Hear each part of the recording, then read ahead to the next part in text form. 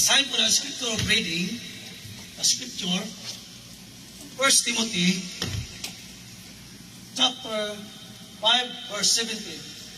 The elders should direct affairs of the church will are worthy of noble honor, especially those who support and preaching and the teaching. Tagalog, sain ko, ang mga pinunong mahusay, mahala, ay karapat-dapat tumanggap ng paggalang at kamayaran, lalo na ng mga masigasig na pangaral sa pagturo sa salita ng Diyos. Amen? So, sasabi ko na dapat natin honor ang nagsalita ng Word of God, ang mga elder, ng pastor, at dapat natin honor. Dahil kung wala sila, wala.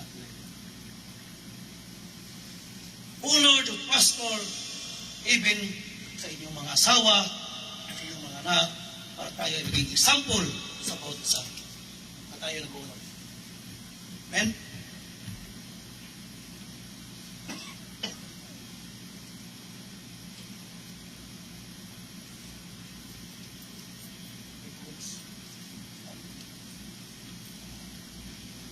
Next, blessing, honoring God's servant in Galatians chapter 6, verse 6. Nevertheless, the one who received instruction and the word should be our good things which learn is not topic. Mga taga-Galatia chapter 6, verse 6. Dapat haginan ng lahat ng mga pagpaalang pinamasa ng mga tinuruan na mga tinuro ng salita ng Diyos. Amen? So, tayo ay nakareceive ng mga Word of God. All good things. Share of the good things to the stockton. So, dapat natin palang tinuruan ang pagturo ng salita ng Diyos. Mga kapatid, hindi lang tayo tumatanggap ang salita ng Diyos sa mga pastor, sa mga elder, at dapat natin igalang sa isa. Dahil tayo ay dapat isa, sa bawat isa natin ay bagyan na natin sila ng blessing. Kung anong blessing na ating narinig at i-share din natin sa bawat isa.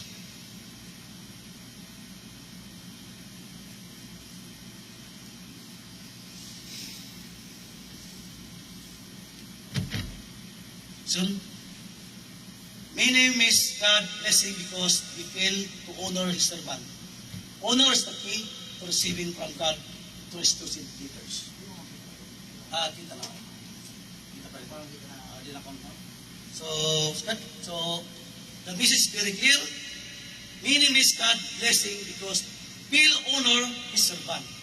Honor is the key to receiving God through restitution leader. So, bakit maraming na-miss ng blessing sa ating buhay? Why? Bakit? Ngano? Bakit na-miss ang blessing sa buhay ko? Dahil hindi natin kinagalang ang mga pastor, ang mga elder, nagsiserve ng lugar. Kinagalang, sabi ng pastor, go and preach gospel. Go! Mag-invite ka. May primate tayo. Mag-invite ka. Mayroon tayong Bible study. Mag-practice ka sa music. Ini-miss mo. Pinawala mo na utos ng mga pastor. That's why miss ang blessing na binigay nila. Okay? Huwag niyong pagdating ng panahon, huwag niyong i-miss yung mga sabi ng mga pastor. Sabi, magluto ka next week. Pastor, titingnan ko pa. Mag-transport ka next week. Pastor, para may lakad ako. Pastor, mag-cook ka next week. Parang may lakad mo sa bata. But the Word of God, from the pastor, from the elders, nagpaalala sa dito, paano ka mag-serve sa mga. Huwag niyong hintayin na kukunin yung gift kay Lord. Naalala niyo ba sa Pilipinas ngayon, marami ng earthquake. But hindi ba nangyari sa Pinas? Sa kanang tuwag, Lord, Lord, help me, help me. Nasa huli na ako sa susunod. Hindi na alam kung kailan tayo kukunin ko. Kung anong mga gawain sa church, kung anong mga tulong sa church, gagawin mo para kay Lord. Hindi kay pastor, hindi sa elder, hindi sa kay Brother Robert, hindi kay Brother, kundi gagawin mo para kay Lord. Amen? Para kay Lord, hindi tayo pumunta dito para kay pastor, para kay ate, kay kuya. Pumunta ka dito para kay Lord. Amen ba, kapatid?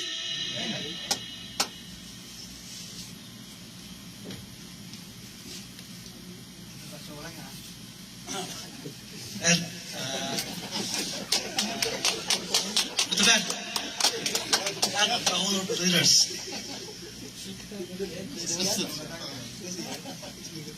Wala.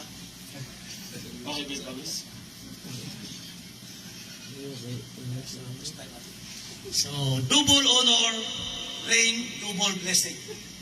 1 Timothy 5:17, faithful elders serve double honor, honors both respect and provision. Sa buhay, kung sinong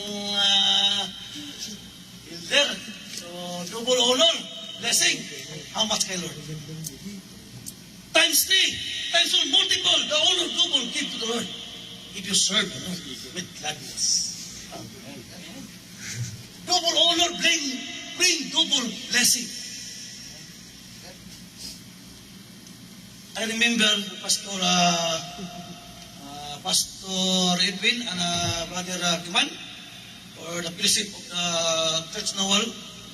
So I heard the pastor that all members of the church honor to the pastor.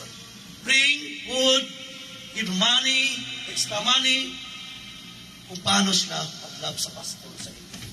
Kung gaano nila kamahal ang pastor ang naglilingkod sa Panginoon.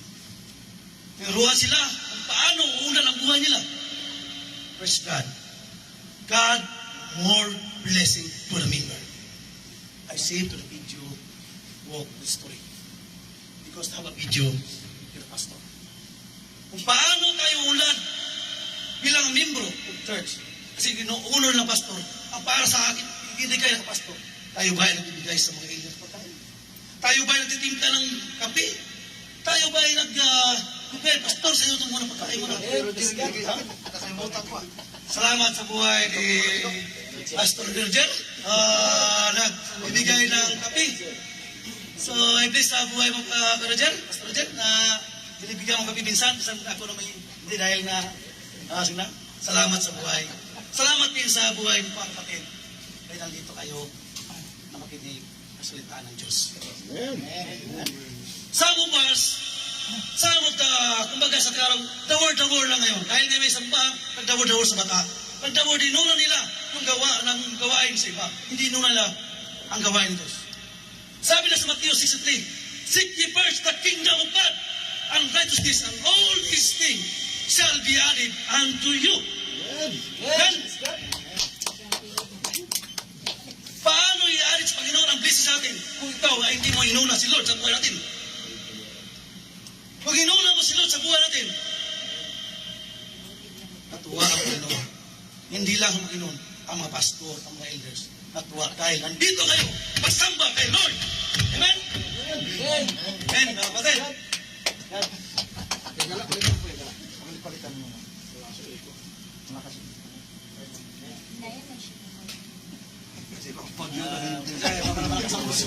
Dito sa proses ko ay sa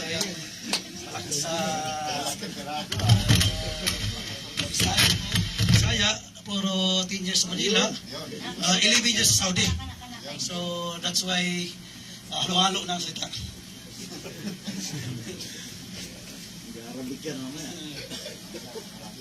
Okay. Number 1, honor, double honor. The elders who direct the pair, the church will be worthy double honor.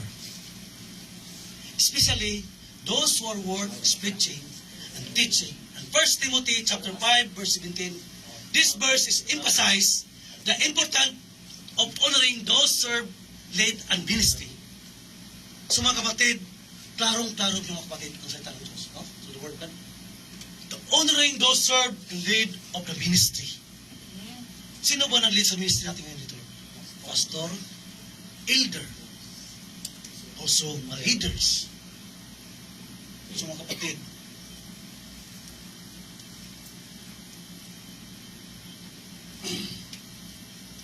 paano sila ito maka-important sa buhay natin mga kapatid. Ako po ay nakilala sa Panginoon. Hindi ko akalain. Ako ay napagamit dito. Amen. Dahil ako po ay nag-graduate year 2000, ay kinuha ko ay sabi nila pastor. Nag-aral ako ng pastor sa Dumaguete 2 years. Hanggang 1 years lang po kapatid. Ako po ay tumigil dahil tumulong ako sa magulang ko. Ako ay nagtikamama. Hindi ko po tinapos sa pagkapastor dahil ako ay tumulong ng pinansyal sa magulang ko. Sabi ko, ang hirap maging pastor.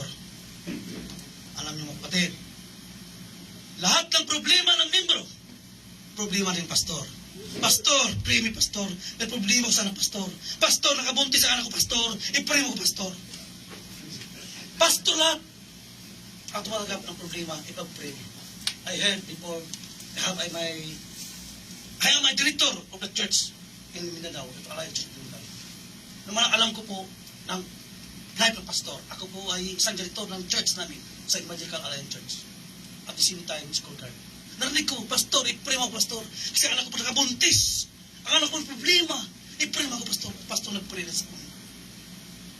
Kung paano ko importante ang pastor sa atin, ang mga elder leaders. Huwag niyo ipinagwala anumang narinig ito sa mga pastor, sa mga elder, anumang na mga utos, ay dapat natin sundin. E pag wala mo, pastor, maraming mga pastor ngayon ay nag-depress. Maraming pastor ngayon ay napayap na. Bakit? Wala nang buhok. Bakit? Wala. Na-stress. Dahil sa problema sa mga membro. Sa problema sa pamilya. Problema sa mga membro. Atong pastor, hindi na makakain. Pahit na. Dahil lunas magsundo kahit malayo. Malayo. East, west, north, south. Sabi ko, pastor, ako na lang masundo. Kaya di ka parang almusal. Mga kapatid, huwag niyong hayaan natin. May kusa tayo. Kumbaga, may initiative tayo na tumulong sa gawain sa church. Amen? As a leader, as an elder, as a member of the church, hindi na kailangan natin sasabihan pa. Kaya natin na may kusa tayong tumulong. Salamat po sa buhay ni Pastor Brother Perry. Na-remember ko po na si Pastor Pastor po, na-remember po na si Pastor ay nagbakasyon. I heard, sinabi ni Pastor, Perry, ikaw lang po muna ang transport, kaya ako po nagbakasyon. Salamat po sa buhay niya. Pastor si Bro Perry po ay tumulong po sa transport. Kasi wala po si Pastor, nasa po sa Pilipinas. Si Raul, hirap sundo, ang layo-layo. Kami din mga little busy din kami dito. Salamat po sa buhay niyo na kanapatuloy tayo sa gawain ni Lord. Amen? Kung wala si Pastor, kung wala ang leader, kung wala ang leader, tayo magpatuloy para kay Lord. Amen?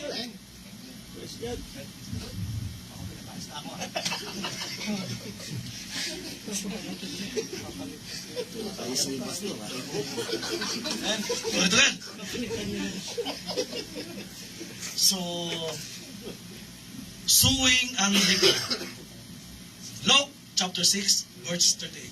Say ko, give and it will be given to you. And good measure, pressed down, shaken together, running over, will be for your lap. For with the measure you use, it will be measured to you. This verse highlights the principle of sowing and reaping, where honoring and giving generous can lead to receiving blessing and return. Amen? So the message is very clear. Amen. Sowing and reaping. Tayo ba ay dineros sa pagbibigay para kay Lord? Amen. Nang tayo high school life, binata life, dalaga life, tayo nag-iipon ng pera para pambili ng mabango. Mabiling love letter para ibigay sa mga. Nag-aayos tayo ng pera para kay Lord. Kala maglaan tayo ng pera para kay Lord. Amen? O tayo ba ay nagbibigay sa ating mga pastor? Pastor, sa'yo muna to. Ilabig ko para sa'yo. Tayo ba ay nabigay na ba? O wala pa? Yamta nyo na? Dahil po, pasalamatan natin ang pastor. Amen. Amen? Dahil kung wala ang mga pastor, kung wala ang elder, wala din. Paano nga wala ng church na yan dito? Kung walang nagbigay sa aircon, walang nag-donate ng piano, kung wala, paano na ang church? Amen? Sowing and reaping. Give and generous. Mga kapatid, kung anong mang ibinigay mo, you cannot unexpected to blessing to God. It's better to give than to receive. Amen? Huwag kang mag-speak, kapatid, na babalikan ka ng pera. Pero, ang importante, mahalaga nandito ka, nalakas ka tawanan. Amen? Matso! Para kay Lord. Amen? Hindi tayo matso para sa iba. Para kay ate. Matso para kay Lord. Amen?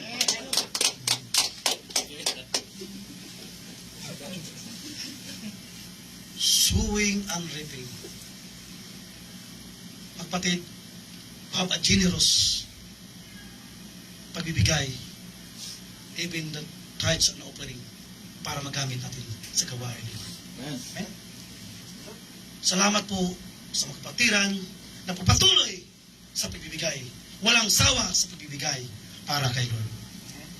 Kung walang nagbibigay para kay Lord, si Pastor parang laging abuno.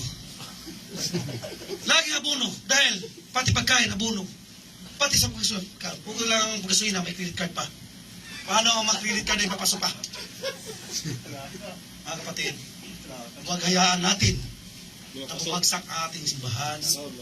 Huwag hayaan natin na mawala ang church. Ito lang ang ating daki.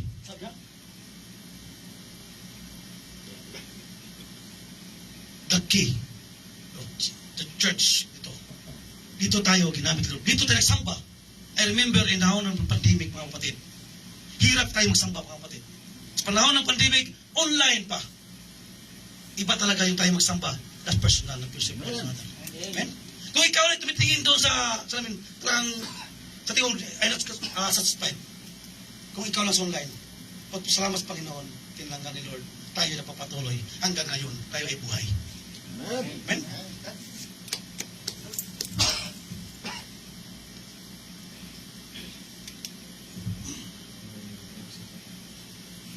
Number 3, honoring others. Honor everyone. 1 Peter chapter 2 verse 18. Honor everyone. Love brotherhood. Fear God. Honor emperor. This verse is encourage believers to show honor, respect to others. We can lead to blessing and positive relationship. Amen? Mga kapatid, I believe kayo po ay nag-honor sa ating pastor. I believe na bawat isa, respect bawat isa. Kung ano man ang mga boss natin sa planta, sa company, ano mga impero natin, ay ino-honor din natin sila. The Bible say, you are the soul of the light of the world. Okay? Kayo po ay ginamit, kasi ay nandito ka po, kayo ay nandyan po kayo. Alam niyo po na anong salita ng Diyos. You are the light. You are the soul of the light. Amen? Ino-honor po nyo ang ating mga impero sa atin. Sino po ang mga dagking, ang mga impero sa atin? Ang mga elder, ang mga pastor, ang mga leader. So, both respect one another. Okay?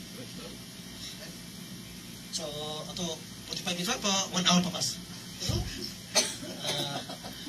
Baka masubran ako. Thank you, Lord. Pusin mo.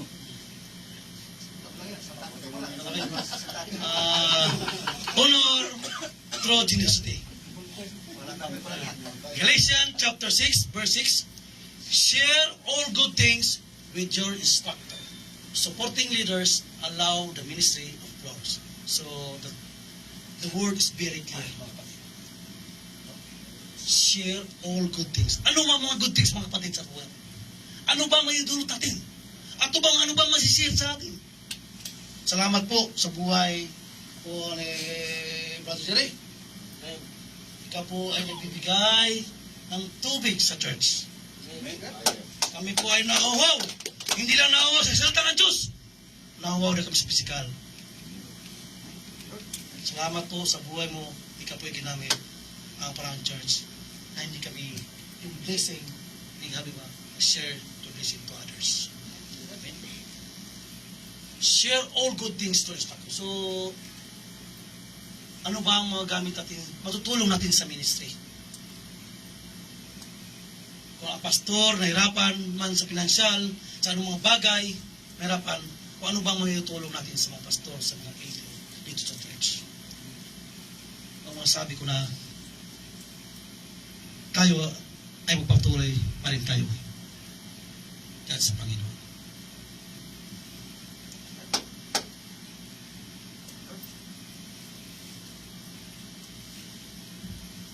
Honoring others. So, Pastor, 1 Peter chapter 2, verse 17. Honoring through generosity is a powerful way to show respect, care, and love for others. Here are some Bible verses that highlight the importance of generosity and honoring others. Amen? Honor everyone, love brotherhood, fear God, fear God. Honor the pastor. This verse is encourage believers to show honor and respect to others. So, praise God. So, nandun na rin honoring and generosity. So, the power of respect. So, ito pagbibigay kapag sa Panginoon. So, oras na 20 minutes lang. Hindi ko na. Pangalawa, giving of generosity. Give, and it will be given to you. Good measure, pressed down, shaken together, running over, will be poured into your lap. For with the measure you use, it will be measured to you. Luke chapter 6, verse 13. This verse emphasizes the importance of giving is generously and expecting blessing to return. So, karong-karong mga kapatid, anuman ang dinala natin dito, huwag kang mag-isip pa, kapatid, na ito ay babalikan ka. Anuman, kung nagdala ka ng bigas, nagdala ka naman ng tubig, nagbigay ka ng pera, anuman ang ibigay mo sa simpumahan, huwag kang mag-expect na ito ay babalikan. Ang nakikita ni Lord, kung sino ang faithful sa Panginoon. Kung sino ang ginamit ka, para Lord, more blessing, more to give, more generosity, God give more blessing to you. Amen?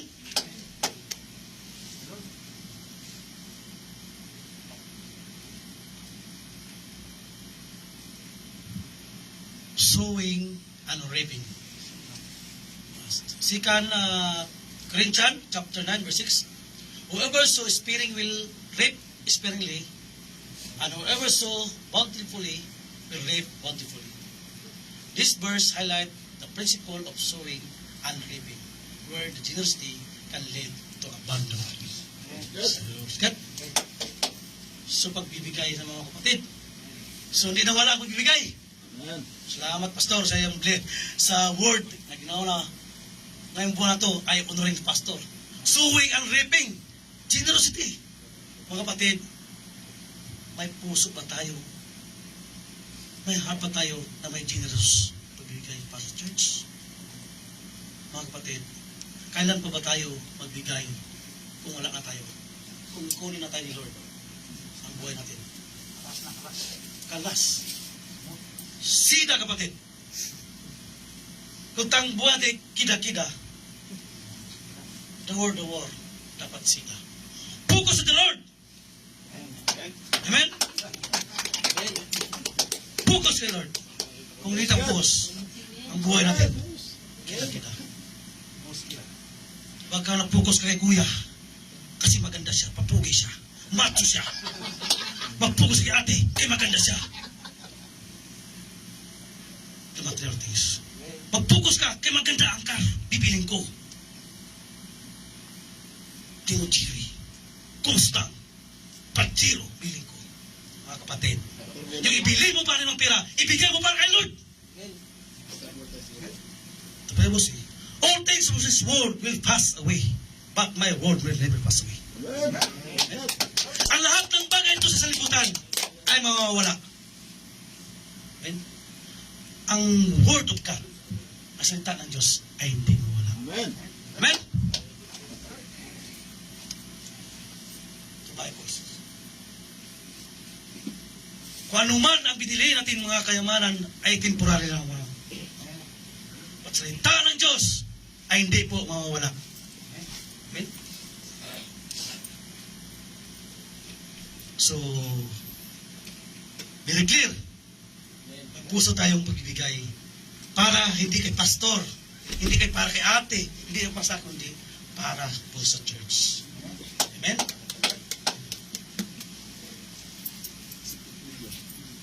Kapapata, honoring God with giving. Not giving, ha? Honor the Lord with wealth and the first fruit of your crops. Proverbs chapter 3, verse 9. This verse encourages believers to honor God with their givings and prioritize in their finance. So, basta, Brother Robert, puro giving, puro dynasty. So, praise God, dahil ang topic natin, puro giving to honor the pastor. Sabi na, honor the Lord with your wealth. Anong wealth, mga kapatid? Kayamanan. Wealth. Ano man kayamanan natin ngayon? Ang kayamanan natin ngayon, nandito tayo ngayon. May trabaho tayo. Malakas tayo. Sumumba tayo. Nakita din mga kapatid, marami pong mayaman ngayon na wala sa Panginoon sa buhay. Walang buhay. Walang Panginoon po sa buhay. Ano mga kayamanan nila ay hindi po naman. Naiwan po lang. Sila po ay namatay. Hindi ko alam kung saan punta kayo. Marami pong mayaman yan na walang Panginoon sa buhay. Habang tayo nagsisikap nag-earn ng money para sa pamilya, ang malaga, nagsisikap tayo, na may trabaho pa tayo, malakas pa tayo, malaga, nandito tayo ngayon, Lord, ngayon. Amen? Amen? Ito po yun ang kayamanan na hindi mawala, hindi magaw sa iba. Ang kayamanan natin ngayon na tayo ay mapatuloy sa pagsamba, pag-worship sa Kanya. Amen? Marami pong mga kayamanan, mamayaman yan, na maraming kayamanan ay hindi natutulog because of the problem, because of utang. Utang doon, loan doon, London doon. London na. Hindi na nakatulog dahil sa utang. Thank God na nandito tayo nagpapatuloy to worship the Lord. Amen?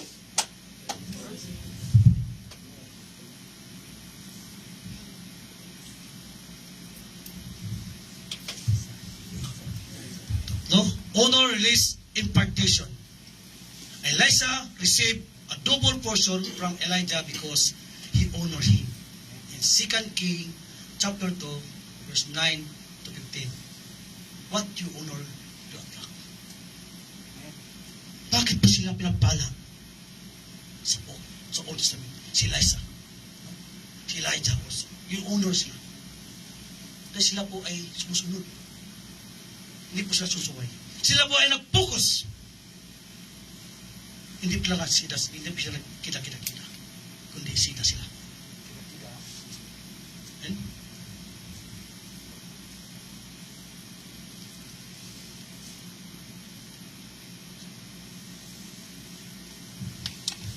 honor your father and your mother so that you may live long the land of the Lord God is giving you.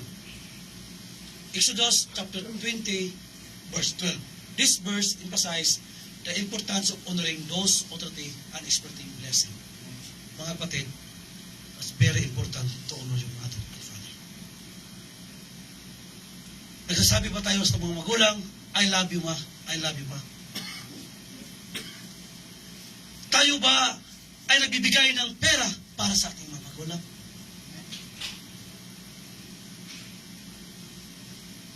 Paano tayo inunor natin ang mga magulang? Inespeto ba natin sila? Ayan, in social media, maraming kabataan ang mga mismo magulang ko inatay. Dahil sa droga. Daming magulang sinubugbog ng mga anak. Daming usong mga elder, ang pastor, pinugbog ng member. Inaway ang pastor. Mali lang ang pastor kita, si binugbog na. Ayaw, mga kapatid. Huwag natin gaya pastor. Igalang ating bawat isa.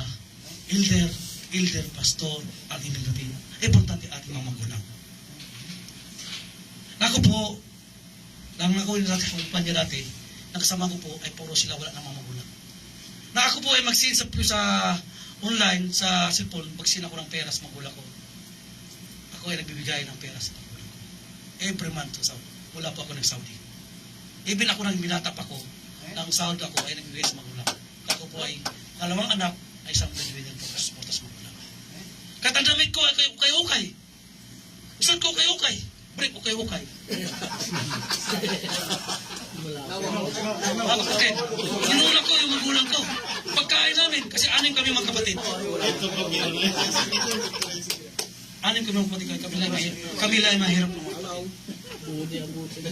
Sabi po lang ako po sa Batangas, sabi naman isang misis, ba't hindi po plan dito siya suot? Ba't walang signature? Chik! Sabi ko, nakita nila sa buhay ko, ako po ay nakapatayo ng bahay. Ang lupa po ay bigay po ng ganan ko. Tayo ng bahay, nagkaroon po ng kunting sasakyan. Binigay po ni Lord. Kasi po ako ay nag-uno sa magulang. Dahil nga ngayon po, ako po ay nagbibigay sa magulang ko. Na ibang parang is-special na. Para ang magulang. Kasi naalala ko po, pag ako ay kumain ng masarap, ang magulang mo ay kumakain ng asin, ginamos, tuyo. Ikaw kumakain ng masarap. Huwag niyong magwala yung magulang mo, kapatid. I think, until frankly, ako po ay nagbibigay sa magulang. At anong mga sahod ko, 3,000 man, 4,000. Sabi pa ng sahod sa Raji, mas malaki pa daw nabigay ko sa asawa kaysa akong magulang. So, ang mga Saudi po, ay malaki pa ang bigay sila ng magulang kaysa asawa nila. So, tayo mga Pilipino, ano na ito mga pamilya natin. Pero sa pag ako ay magsin ng pera, yung ako magulang ko. Dahil nalala ko, na kumakain ako ng masarap, kumakain ako, nalala ko mismo mama ko, mga magulang ko. Okay? Kung ikaw may bibili ng prostate, bibili ng KFC, pero yung pastor walang kinakain, dapat yung bibigay rin. Right? Sometimes pastor here, nagluluto ako nito, pastor tulog pa. Pastor, kakain tayo. Likas kwarto ko. Pastor, pinakain ko. Dahil si pastor, tulog pa. Ano pang kain? Kaawa naman ang pastor din. Kung may time na ng pag-diversity, huwag nang hayaan si pastor humingi pa sa inyo. Pahingi kapatid.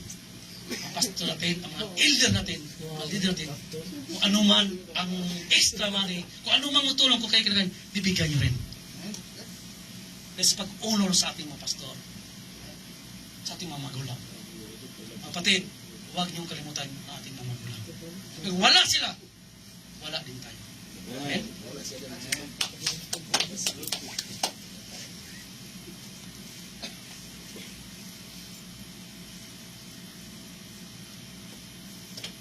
She can release.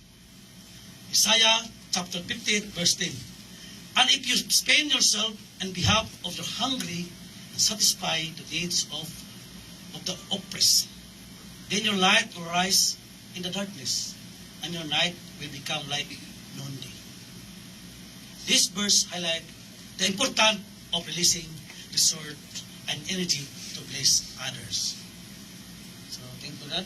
At a release of energy. So, nasabi ko na eh. May ko na nasabi. So, prosito, brother, 15 minutes lang. So, pangatla, impartation. So, Romans chapter 1, verse 11. For long to visit you, that I may impart some spiritual gift to you, that you may be established. This verse shows the importance to imparting the spiritual gift and encouragement to to others. Mga kapatid, may power ba tayo mga kapatid?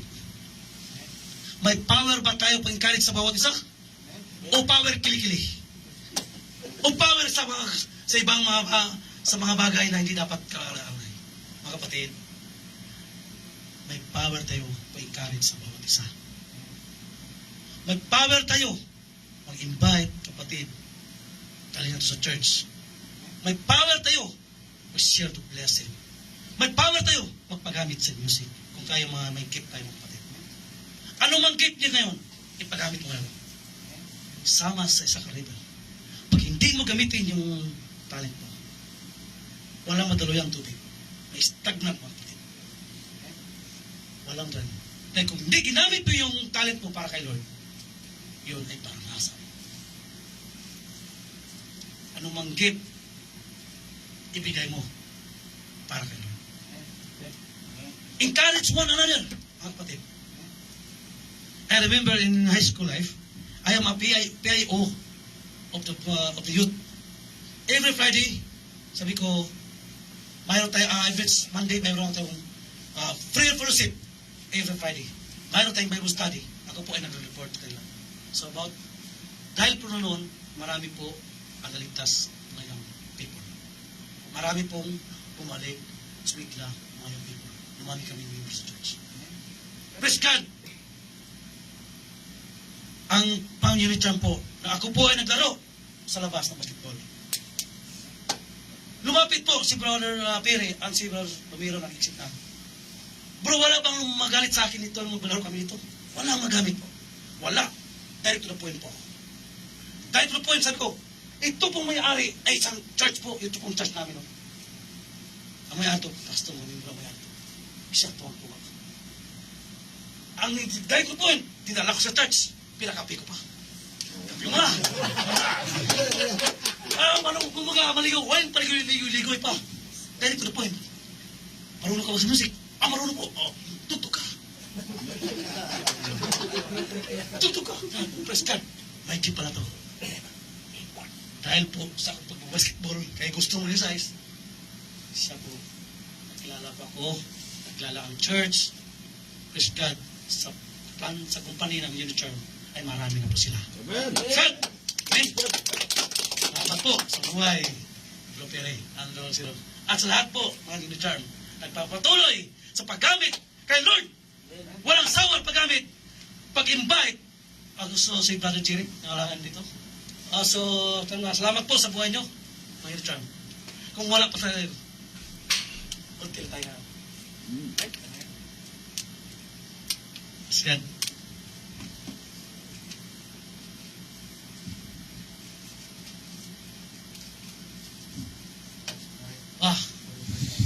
Huling verse na. Premise lang. Dishonor block miracles. Very clear.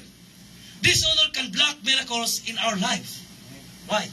As seen in the Bible, when Jesus returned to the hometown, God do not mighty word did you to the peoples of unbelief and dishonor towards him. In Mark chapter 6, verse 5 and 6, this passage shows that Jesus' power was not limited.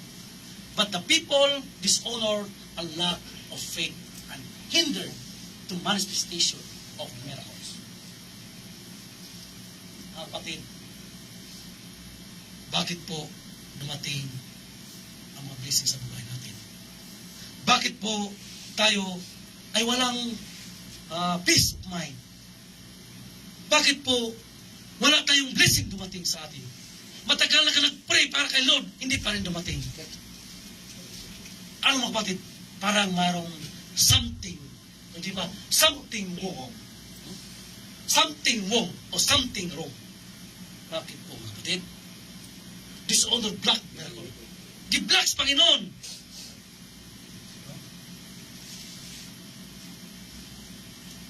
Kasi hindi talaga honor. Labi na sa life of Jesus. Hindi pa siya maniwala sa miracle. Kung tayo ay maniwala kay Lord, tayo ay magpatuloy kay Lord, tayo ay magpapibigay para kay Lord, blessing come in your life. Right now, ayaw na po. Dati na po yung blessing sa buhay. Bakit po? Dahil tayo ay nagpapatuloy kay Lord. Ang pagtiwala para sa Espiritu. Ang hindi po naniwala po sa Espiritu, kinablock po yung mga miracle. Amen. Amen?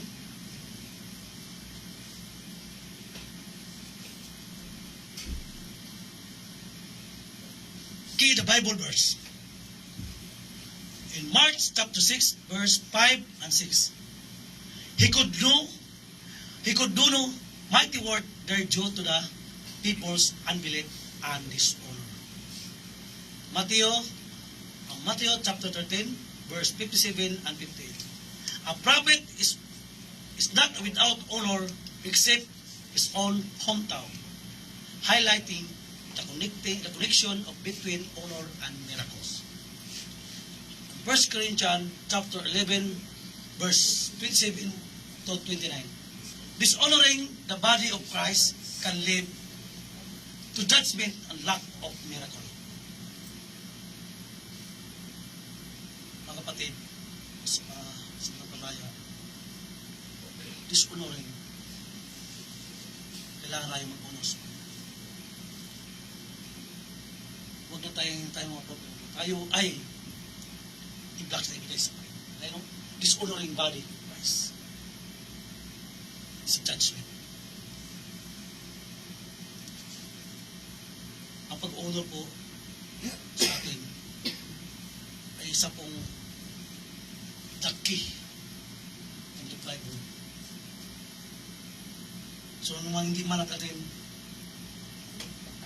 sabi niya, ito, ang daki sa atin.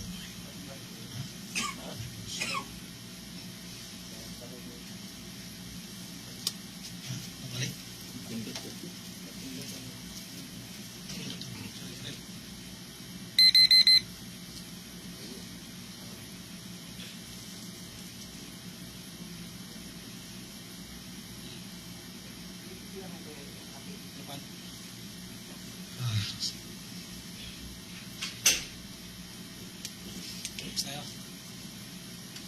Why dishonor black miracle? Sabi sa 1 Corinthians 11, chapter 11, verse 27 to 29. Lack of faith. So, pananawala. Dishonor open steam to the unbelief which can block to the manifestation of miracles.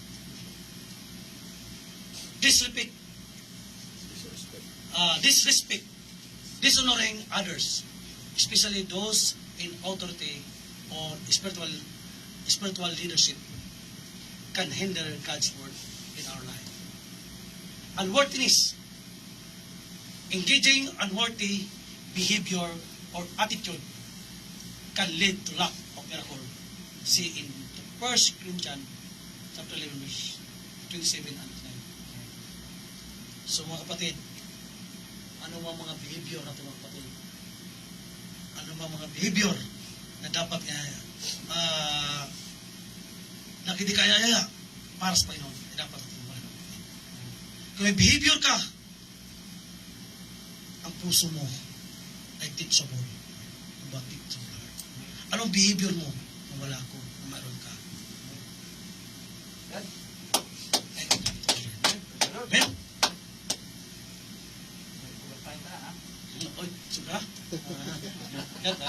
Conclusion. So, do you treat your leaders with honor that position of their blessing? Application. Express gratitude, sow into the life, speak word, and encouragement. Amen? So, encouragement for the pastor. Don't forget to pray to your pastor. Elder, leader of church, pray for the pastor. Amen? Okay, praise God. Anyahan ko lahat sa patumayo sa pag-awitin na po yung we will serve the Lord. Amen? Tayo ay mag-serve sa Panginoon habang tayo sa pagbabalik niya. Huwag niyong itigil yung mga kapatid ang pag-serve po sa Panginoon.